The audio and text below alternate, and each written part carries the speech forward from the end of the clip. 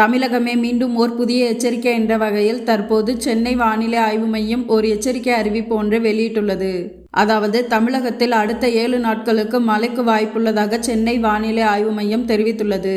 இதுகுறித்து சென்னை வானிலை ஆய்வு மையம் வெளியிட்டுள்ள செய்திக்குறிப்பில் கூறியிருப்பதாவது: லட்சத்தீவு, கேரளா மற்றும் வட தமிழக பகுதிகளின் மேல் நிலவும் வளிமண்டல கீழடுக்கு சுழற்சி காரணமாக அக்டோபர் 9ஆம் தேதி தமிழகத்தில் ஒரு சில இடங்களிலும், புதுவை மற்றும் காரைக்கால் பகுதிகளிலும் இடி மின்னலுடன் கூடிய லேசானது முதல் மிதமான மழை பெய்யக்கூடும்.